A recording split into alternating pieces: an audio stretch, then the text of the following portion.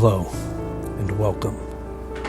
I'm Alan Arcane, private investigator of the strange and supernatural. Here I will share my case files that open the doors into the paranormal. These documented phenomena of modern myths, urban legends, and eyewitness testimonies will stretch the limits of belief. We'll explore conspiracies, ghostly encounters, cryptids, alien visitations, and allegedly true listener stories that lurk just outside of our bizarre reality. These are true accounts, mysteries, and legends drawn from the dark unknown shadows of our world. This is Mysteria Arcana.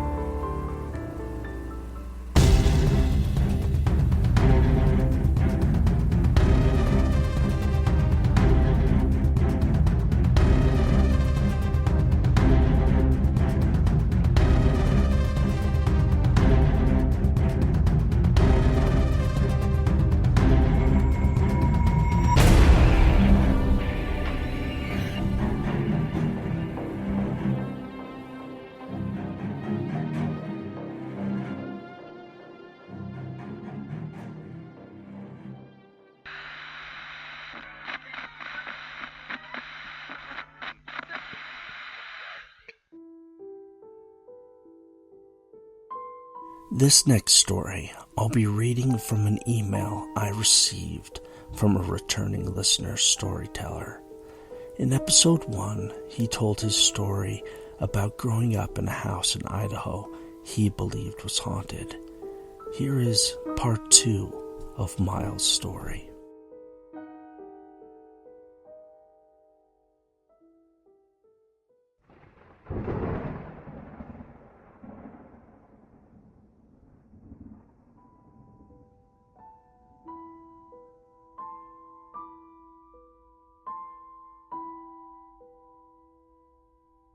Hello again. I'm back to tell you a few more of my experiences that I had when I moved back to Idaho as an adult. I'd been married for about 6 years when my wife and I started to have children. We had lived in a tiny home that we had built, but our growing family made us reconsider our lifestyle and look for a more traditional house. We ultimately decided to move back to my hometown in the southernmost region of Idaho. We found a great little house at a reasonable price and went to look at the house. The owner was renting it out to a couple that had 2 children of their own. The couple was showing us around and mentioned they were looking for a house to buy for themselves. I said offhandedly, "Why don't you just buy this house? You're already here." That was when they gave each other a quick, knowing look, and the husband just said, "No, we don't want this house." He didn't say anything else, and I didn't much think of it at the time. Only looking back did I realize that maybe there was more to their story that they just weren't telling me. Fast forward a few months, we bought the house, and we're just about to see the birth of our son. I continued to work at my steady job, and life was good. But then, small strange things began to happen. One morning, I must have forgotten to set my alarm to go back to work, because when I opened my eyes, the house was a bit brighter than usual. I thought to myself, great. Well, I'm going to be late anyway. I might as well lay here for a bit longer. No sense in rushing, and draw out the last few moments of stolen freedom before heading to the office. My wife lay next to me, quietly sleeping, her back to me. Just then, a mischievous female voice whispered in a sing-song voice in my ear, "You're gonna be late." I shot up and looked around, but no one was in the room but me and my sleeping wife. I was freaked, but there was nothing I could do about it. So I just got up, got ready for work, and left. I didn't want to upset my wife, so I didn't tell her what happened. Like I said, what could I do about it? There was another time. I was playing video games one night on the weekend. I like to play in the dark or very dim lighting. I had bought a small lamp to place in our bedroom, but had set it down on the counter in the kitchen after replacing the light bulb and forgot it there. Anyway, as I was playing in the living room, the lamp in the kitchen turned on for about 2 seconds, and then turned off again. I thought to myself, that was weird. Must have been a power surge or something, but I don't even remember plugging it in. I decided to investigate. I got up, walked over to the lamp, and sure enough, the thing wasn't even plugged into the wall. I couldn't explain that, and didn't tell my wife about that either. One night, I was sound asleep, and for some reason, I woke up. I opened my eyes and saw a dark figure standing over me. I let out a startled shout and turned on the lamp. But when the light turned on, I could see that it was just one of our tall, narrow cabinets we had next to the bed. But I could have sworn it was the shape of a man. I figured it was my sleepy brain playing tricks on me. I know about hypnagogic and hypnopompic hallucinations you can have when falling asleep or waking, so I figured it might have been that, and I didn't think much of it. I had other things happen, small things, like tapping on the window at night on the second story, and things going missing in the house. I always chalked them up to coincidence or just being tired and forgetting where I put stuff. Now, looking back, it's obvious I was trying to rationalize things away without thinking too hard, but I think we all do that to an extent. And again, what could I do about it? Well, 3 things happened eventually that led me to believe that my family wasn't safe in the home and led us to moving. The first was an attack on me. I sometimes will fall asleep on the couch, especially at this time when our new baby boy had just been born. I needed to sleep so I could work, so I could provide for my family. So I would sleep in another room or on the couch during the week. Well, one night I woke up randomly again, but this time it was different. I was paralyzed. I felt a dark presence. The presence approached me, and I could feel it draping itself over me like a heavy, weighted blanket. I didn't dare open my eyes for fear of what I might see, so I suffered it, and I began to pray over and over that this thing would leave me and my family alone. I told myself, this is sleep paralysis, and it's all in your mind. Nothing is really there. This happens to thousands of people. There is nothing there. Between the praying and my rational mind reminding myself that this thing wasn't really there and wasn't really happening, I forced myself to go back to sleep. Sometime after this happened, a strange thing happened to my wife. We were just trying to relax one night when my wife said she didn't feel well and was cold. She put on a couple of sweatshirts, sweatpants, and socks, and then put a bunch of blankets on top of herself.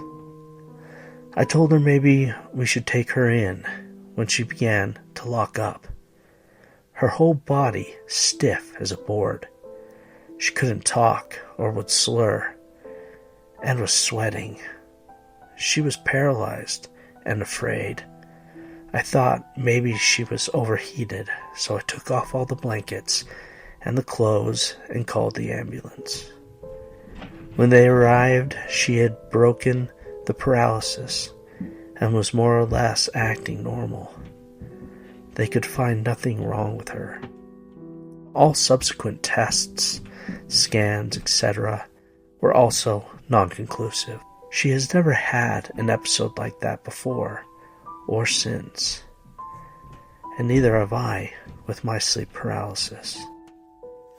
The last thing that happened was again at night. I was playing games again. These things must not have liked me playing video games. Anyway, it wasn't very late, 10:30 or 11 p.m. I wasn't tired or anything. I wasn't drinking or on drugs or anything of that sort. I was wide awake and aware. So, as I sat there playing, I was in the living room, and this house was a split level with two small staircases right next to each other. One leading up to the bedrooms, and one leading down to the basement. Well, the staircase was to my right at the time, and as I was playing, I saw a movement from the corner of my eye. A kind of peekaboo motion, like someone sticking their head around a corner to look at you. I saw the motion, but wasn't really paying attention. So I decided to look, and when I did, it happened again. One moment the hallway at the top of the stairs was empty and dark, and the next, a small figure popped its head out from the corner of the wall. I looked right at it, and it seemed to look right at me. We stared at each other for a moment. It was only about 1 foot tall and all white. It looked like a shadow or a silhouette of a small human. No features, just a little white head and shoulders peeking at me from atop the stairs from behind the wall. We looked at each other for a few more seconds, and then it ducked back behind the wall. I wasn't scared. I was more curious, and I thought, what the hell was that? So I went over and took a look around. All were asleep, and all the doors were closed. No light could have made its way up there. No kids were out of their beds. We don't have a cat or a small dog. I went through this checklist in my mind, but I couldn't explain it. I wasn't asleep, so I wasn't dreaming. I wasn't even tired at the time. Nothing, I told myself, made sense.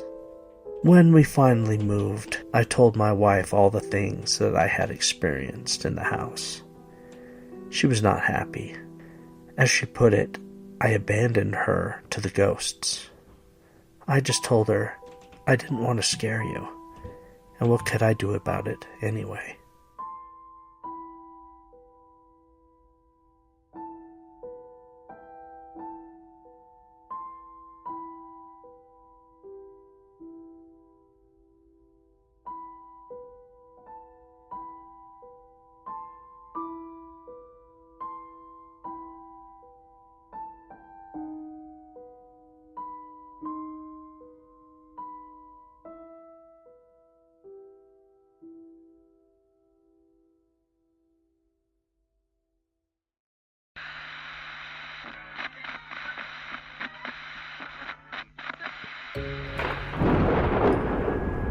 If you like paranormal, true crime, and some cryptids, or just anything weird, check out Ouch, Was That a Ghost? Brought to you by your host, Liz. You can find Ouch, Was That a Ghost on Spotify, Apple, or any audio platform. New episodes drop every Thursday.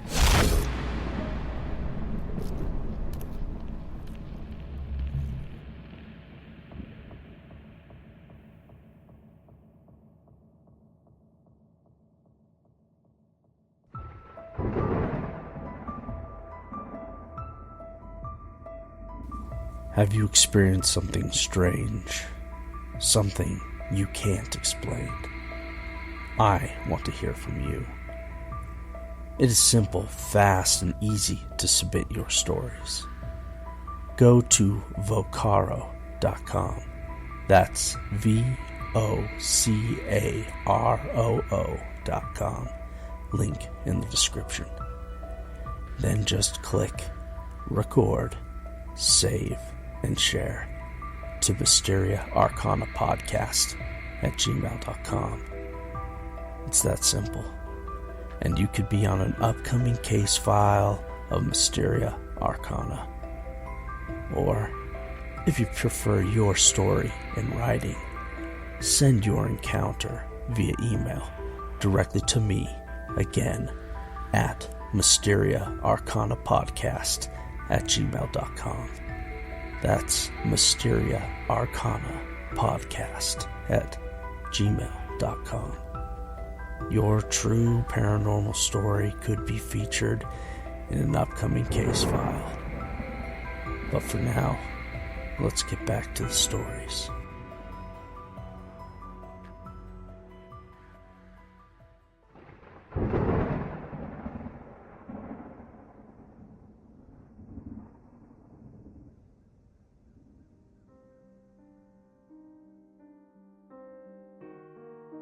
These next two stories come from a returning listener, Anonymous. When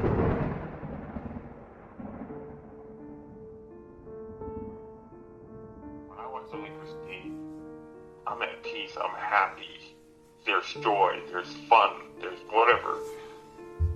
There's no way, shape, or form would I be thinking about ghosts or anything of a supernatural entities. Well, down the hallway,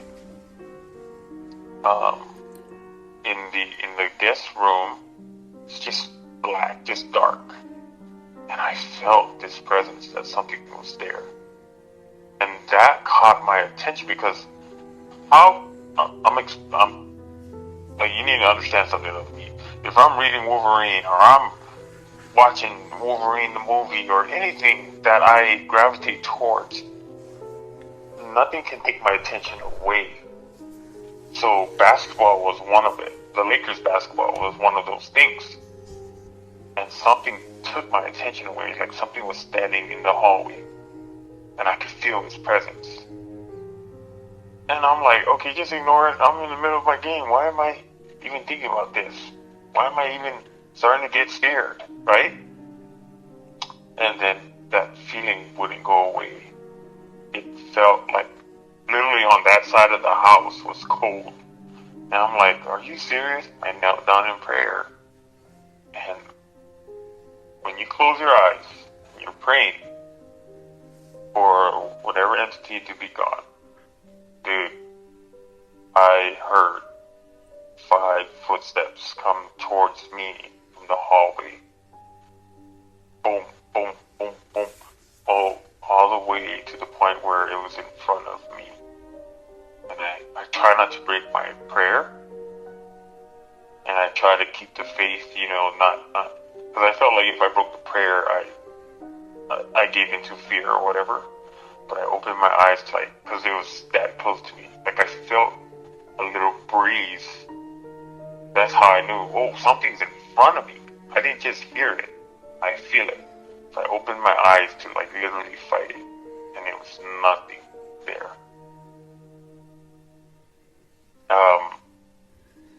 I really believe I chased it away in the name of Jesus Christ. Because me saying in the name of Jesus Christ, I command you to depart, to leave. And whatever else I said, it forced it to leave. And when it was leaving, it let me know, like, you stupid jerk. Like, that was the vibe, the energy I was getting. Like, it ran towards me. But it had to dissipate because I chased it out. I was like, whoa. I was scared and excited and intrigued the whole time. Like, whoa, this is nuts. I heard what I heard. And yeah, ever since then, nothing.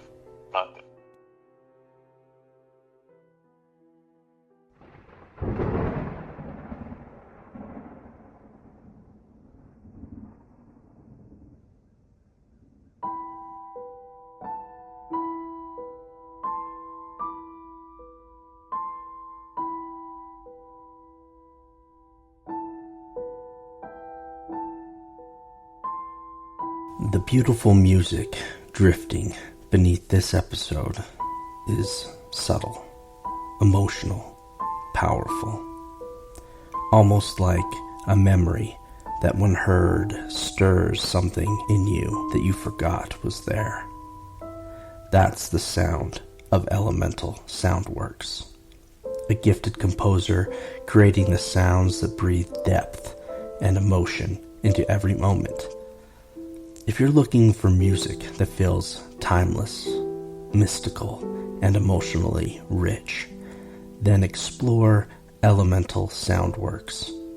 You'll find her sound on YouTube and all major streaming platforms. Links in the show notes below.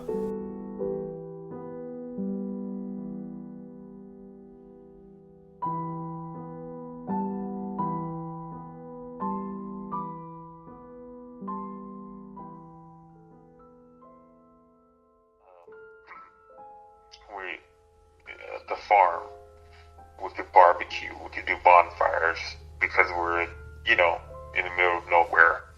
So we would bring our friends over, have a nice barbecue, and some of the girls, they'd be scared, right? Because they're in the boonies, they're in the middle of nowhere at night, and we would use that to get the girls' attention so that they would cling on to us or whatever.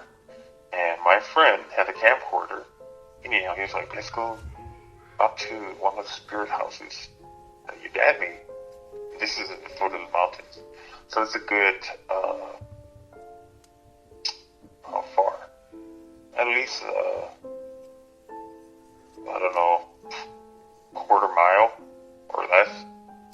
And we'll walk with the girls and we'll film this at night with the night vision on. And we just scare them and this and that and talk, some stories. Well, what's crazy is my dog was barking like crazy. And my friend would turn the camera. And he was like, oh, shoot. And he saw something. And we thought he was playing around. And he was like, no. Pop this in the VCR right now. We all popped it in while still hanging out with everybody at night. This is good 2 in the morning. And we pop it in, fix the tracking. VCR has this whole tracking thing where it gets all staticky and stuff. We started to fix the tracking where my dog was barking at and where we were filming and we were standing and running. We all saw this. It was a pair of human legs. It took 3 steps. No upper body, just the lower body was visible. And my friend in Wailua, who's now in Vegas, still has the video. And it's titled The Kahuku Bitch Project. That's been our inside joke for a while. But we have footage of a pair of legs walking across my dirt road and my dog barking at the actual entity.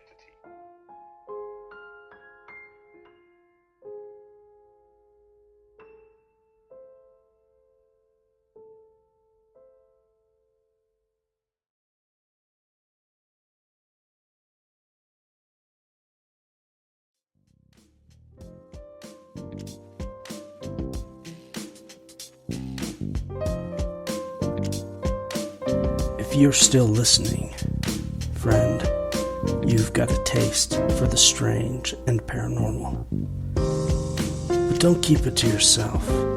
Hit that like button, subscribe, and share Mysteria Arcana with your fellow explorers of the unknown. You can find us on Instagram, Facebook, YouTube, TikTok, and Spotify. If you want to support Mysteria Arcana directly and help keep the lights on, please join my Patreon or buy me a cup of coffee. Links in the description below. It's generous viewers like you who will make this show a success, keep these case files open, and keep the coffee flowing. Thank you for listening and for your support. Now, let's get back on the case.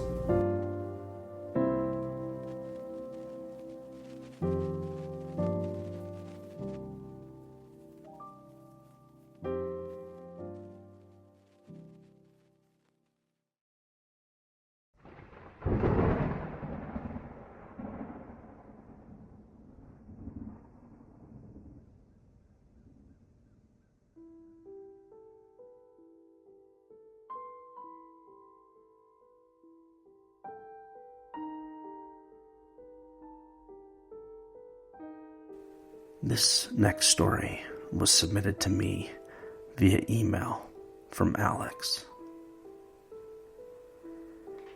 Hey Alan, I'm not sure why I'm writing this now.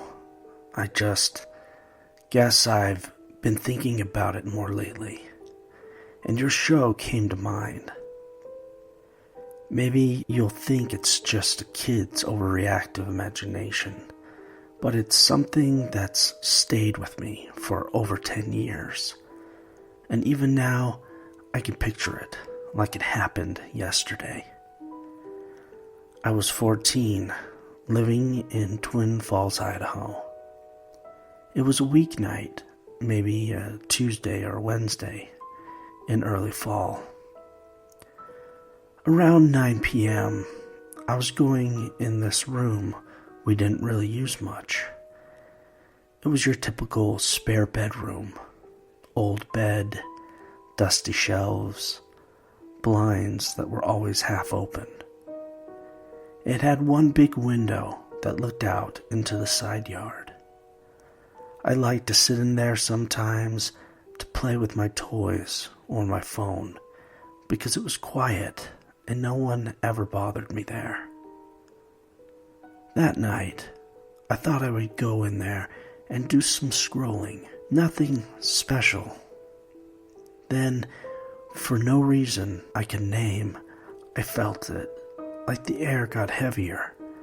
You ever get that sensation that someone's eyes are on you? Anyway, as I walked into the room, my eyes were immediately drawn to the window. True dread gripped me then, the kind of unbridled horror that makes your heart stop and fall into the pit of your stomach. There, in the window, was a face. It was right up against the glass, close enough to fog it with its breath. The light from the room illuminated it just enough to make out the details. Its skin looked pale and smooth. There was a weird smile on its face. It was too wide. The corners pulled back too far, showing rows of sharp teeth. The eyes were yellowish with tiny dark pupils. All of this was terrifying enough. But what really confused and scared me was that it wasn't just a scary face. It was a clown. I know it's super strange and maybe cliche at this point, but it's what I saw. If I had to describe it, I would say it looked like the clown from Stephen King's It. I'd watched the old Tim Curry show a couple years before, and my mom had warned me it would really scare me. And it did. But I insisted I could handle it, and that I was old enough. But maybe she was right. Maybe I shouldn't have watched it.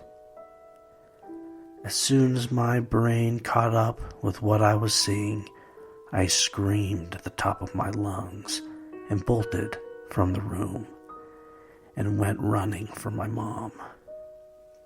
She checked the room and then outside with a flashlight a few minutes later. No footprints, no marks, nothing. She did her best to comfort me, but she didn't dismiss what I had seen, which was really cool on my mom's part. I'm sure her initial reaction was to just dismiss it as nothing and tell me it wasn't real. But she didn't. She listened to me and believed me and helped me work through the experience. I did eventually try to tell myself it was probably just some creep in makeup or a mask. That's what I had to believe to sleep at night. But there was something in its expression, something real and inhuman. Like it didn't need to be there, but wanted me to know it could be.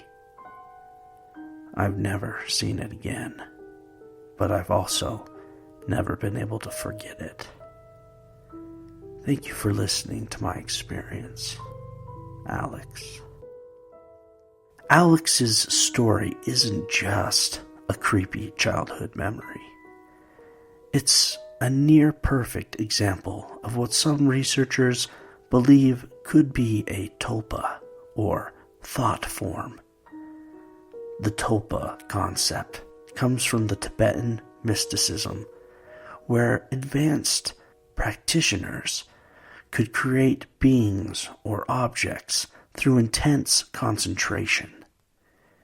In the paranormal community, it's expanded to describe entities being born or manifested out of collective imagination and belief, sometimes unintentionally. This theory is also akin to the theory of mass hallucinations. There have been a number of cases that fit the tulpa pattern. Slender Man, created online in 2009 as pure fiction, yet within years people claimed genuine encounters. The Black-Eyed Children started as a modern urban legend. Now, encounter stories circulate regularly. These topics I will cover later on future episodes. But these encounters are just a couple among many others. From living snowmen to encounters with living puppets or Muppets, and even sightings of Santa Claus and the Easter Bunny. In tulpa theory, children are powerful catalysts. Their emotions are raw, their imaginations vivid, and they don't yet draw a hard line between what's real and pretend.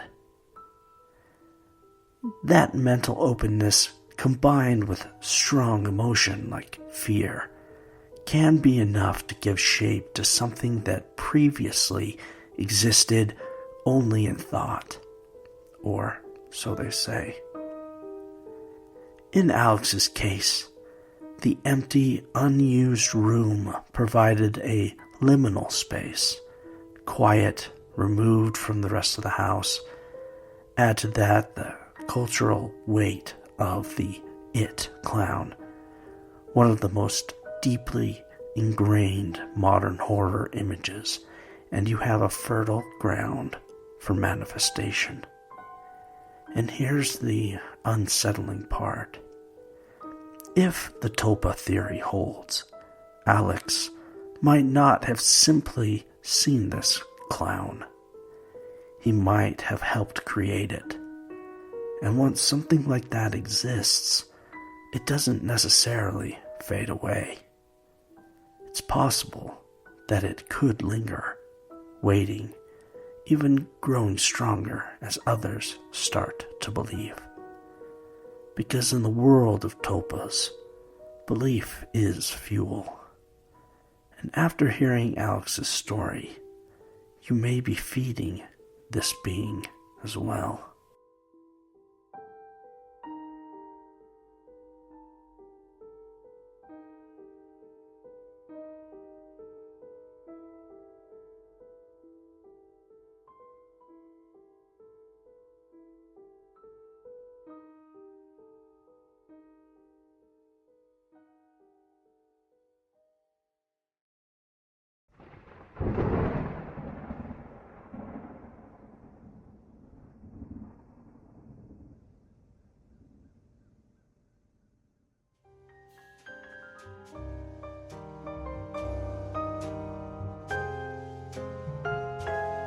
I hope you enjoyed tonight's case files as we looked into the unknown.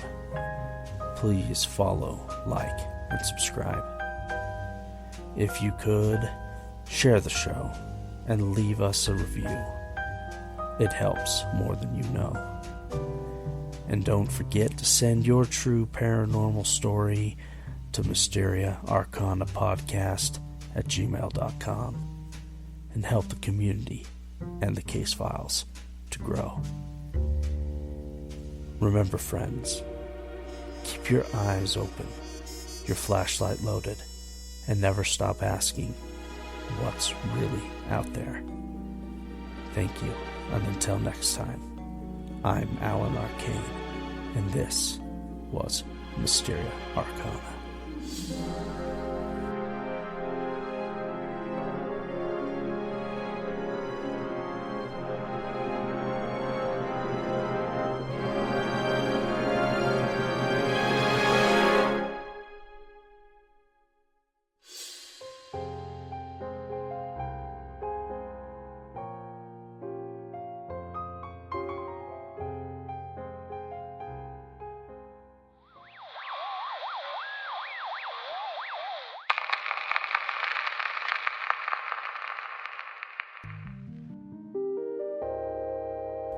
This podcast contains discussions of the paranormal, folklore, and allegedly true accounts of strange phenomena. Some stories are drawn from listener submissions, while others are based on historical events, legends, and public records. While every effort is made to present facts accurately, some details may be subject to speculation or interpretation. This program may include content created or enhanced with the assistance of artificial intelligence tools. Music in this episode was created by Elemental Soundworks, while some of the music and sound effects featured in this episode are courtesy of the YouTube audio library and Pixabay, and are free to use under their terms and conditions. Any similarities to real persons living or dead are purely coincidental. Mysteria Arcana is an independent production. For questions, submissions, or business inquiries, contact me at MysteriaArcanaPodcast at gmail.com. Please remember to submit your stories to vocaro.com. That's VOCARO.com. Just click, record, save, and share. Thanks a lot for listening, and good night.